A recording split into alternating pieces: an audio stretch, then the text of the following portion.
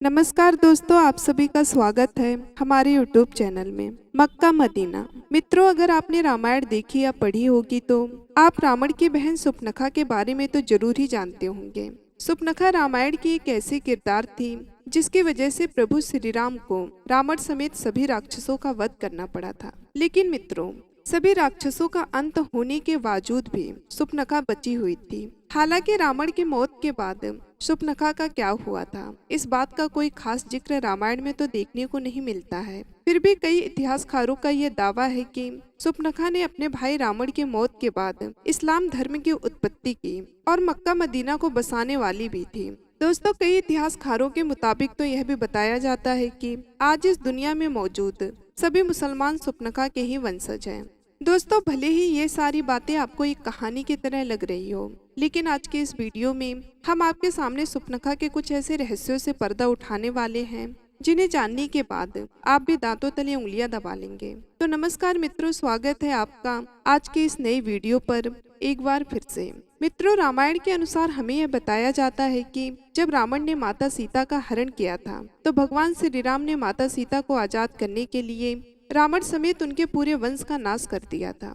लेकिन सभी राक्षसों में रावण का छोटा भाई विभीषण हमेशा धर्म के रास्ते पर चलता था और विभीषण ने इसी तरह धर्म का साथ देते हुए अपने भाई रावण के बजाय प्रभु श्री राम की सेना को चुना। इसके बाद जब प्रभु श्री राम ने रावण का वध करके माता सीता को आजाद कराया था तो उन्होंने लंका का सारा राजपाट और सारी जिम्मेदारियां विभीषण को सौंप दी थी। लेकिन उसके बाद सुपनखा कहाँ गई और आखिर उसका क्या हुआ था, इस बात का जिक्र हमें रामायण के किसी भी पन्ने पर नहीं मिलता। दोस्तों, जब सुपनखा भगवान श्री राम से आकर्षित होकर उनसे विवाह करने का प्रस्ताव लेकर आती है तो भगवान श्री राम सुपनखा से विवाह करने के लिए उसे साफ साफ मना कर देते हैं, क्योंकि भगवान राम पहले ही माता सीता से विवाह कर चुके थे।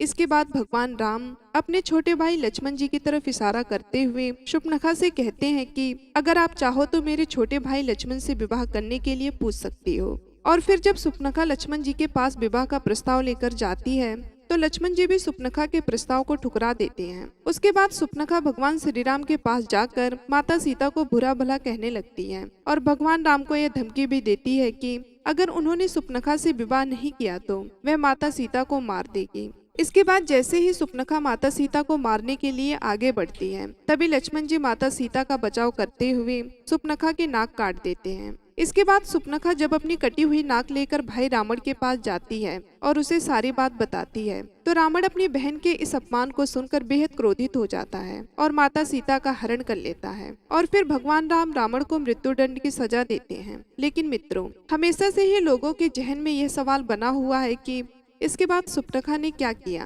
कई इतिहासकारों के मुताबिक यह बताया जाता है कि सुपनखा खुद को दुनिया की सबसे सुंदर स्त्री मानती थी और जब लक्ष्मण जी ने माता सीता को बचाने के लिए उसकी नाक काट दी थी तो वह अपने चेहरे को देखकर बहुत ही शर्म महसूस करती थी और नाक कटने के बाद वह हमेशा अपने चेहरे को एक काले कपड़े से छुपा कर रखती थी। सुपनखा को जब यह पता चला था कि उसके सारे भाई प्रभु श्री राम के हाथों मारे जा चुके हैं तो उसने दैत्य गुरु शुक्राचार्य के पास जाने का फैसला किया था और वहां जाकर उन्हीं के आश्रम में रहने लगी थी। सुपनखा और शुक्राचार्य दोनों ही राक्षस के वंश को आगे बढ़ाना चाहते थे, जिसके लिए शुक्राचार्य ने भगवान शिव की कठोर तपस्या की। शुक्राचार्य की तपस्या से प्रसन्न होकर भगवान शिव ने उन्हें असुरों के अमर होने के बजाय वरदान के रूप में एक शिवलिंग दिया और यह भी बताया था कि जिस दिन कोई वैष्णव यानी भगवान विष्णु का अवतार या कोई ऐसा भक्त जो भगवान विष्णु को सच्चे दिल से मानता है, अगर उसने इस शिवलिंग पर गंगा जल छिड़क दिया तो उसी समय इस दुनिया से संपूर्ण राक्षस जाति का विनाश हो जाएगा। इसके बाद दैत्य गुरु शुक्राचार्य ने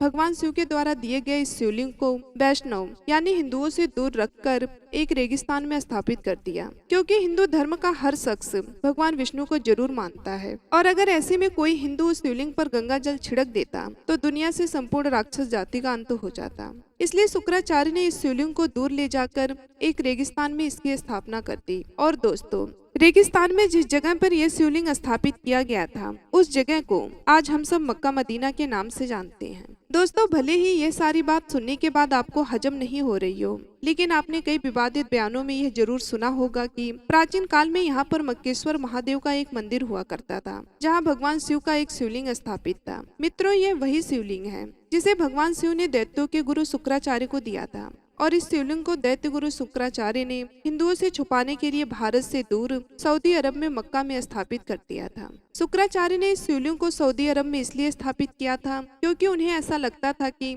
यह बात कभी किसी हिंदू को नहीं पता चलेगी और इससे राक्षसों का वंश भी सुरक्षित रहकर आगे बढ़ता जाएगा। दोस्तों, आगे आपको बता दें कि दैत्य गुरु शुक्राचार्य ने इस शिवलिंग की सुरक्षा का काम शूर्पणखा को सौंप दिया था। उस समय शूर्पणखा हमेशा ही अपने चेहरे को कपड़े से ढककर रखा करती थी और फिर शूर्पणखा ने अपने वंश को आगे बढ़ाने के लिए कई बच्चों को जन्म दिया। इसके बाद वही बच्चे शूर्पणखा की इस परंपरा को निभाते आ रहे हैं। और हाँ मित्रों, हम बात कर रहे हैं मुसलमानों की, क्योंकि आपने जब भी मुसलमान महिलाओं को देखा होगा तो यह गौर किया होगा कि वह हमेशा ही अपने चेहरे को ढककर रखती हैं और इसके लिए वह बुर्का पहनती हैं। मुसलमान महिलाओं को इन कपड़ों में केवल उनकी आंखें ही नजर आती हैं और जब नाक कटने के बाद शूर्पणखा अपने चेहरे को कपड़े से छुपा कर रखती थी तो उसके भी सिर्फ आंखें ही नजर आती थी। दोस्तों, मक्का मदीना में मक्केश्वर महादेव का शिवलिंग जो स्थापित किया गया था उसकी सुरक्षा के लिए शूर्पणखा ने वहीं पर रहना शुरू कर दिया था और मक्का मदीना आज दुनिया की एक ऐसी जगह बन चुकी है जहाँ पर हिंदुओं का जाना साफ तौर पर मना है। इसके अलावा मित्रों, यह भी बताया जाता है कि सऊदी अरब में जिस जगह पर मक्का मदीना मौजूद है उसके आसपास तक के सभी जगहों पर हिंदुओं को रहने की इजाजत बिल्कुल भी नहीं दी जाती है। मक्का मदीना में रहकर ही शूर्पणखा ने अपने वंश को आगे बढ़ाया और नई नई परंपराओं का निर्माण भी किया। इनमें से एक परंपरा थी बुर्का पहनने की और यह रिवाज शूर्पणखा के समय से ही चला आ रहा है। दोस्तों, ऐसा बताया जाता है कि द्वापर युग बीत जाने के बाद शूर्पणखा के वंशज आज के समय में इब्राहिम धर्म के अनुयायी हैं और इस वजह से इस्लाम धर्म में शुक्रवार को एक विशेष महत्व दिया जाता है। इस बात का जिक्र धार्मिक ग्रंथों में किया जा चुका है। मित्रों, यह सारी बातें किनारे करके अगर इस कहानी पर गौर फरमाया जाए तो जरा एक बार सोचकर देखिए कि आखिर ऐसी कौन सी वजह है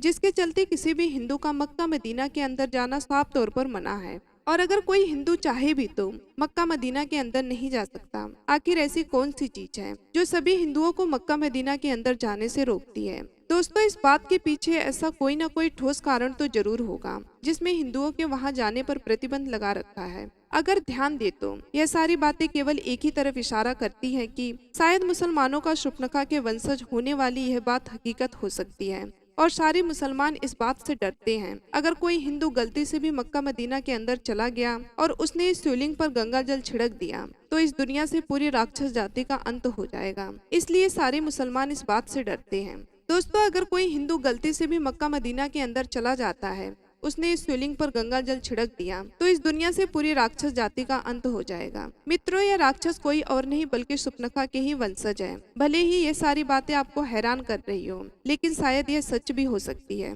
क्योंकि उस दुनिया का सबसे पहला धर्म सनातन धर्म ही है। यानी कि इस दुनिया में मौजूद हर एक व्यक्ति सनातन धर्म से जरूर ताल्लुक रखता है और हमारे ईश्वर भी सनातन धर्म से ही ताल्लुक रखते थे। मित्रों, ठीक ऐसा ही प्राचीन समय में भी हुआ करता था। दोस्तों, कुछ लोगों ने मिलकर अपने अलग अलग नियम और अलग अलग अपने परंपरा को बनाया है और धीरे धीरे इसी तरह ये चीजें जातियों में तब्दील होती चली गईं, जिससे आगे चलकर अनेक धर्मों की उत्पत्ति हुई।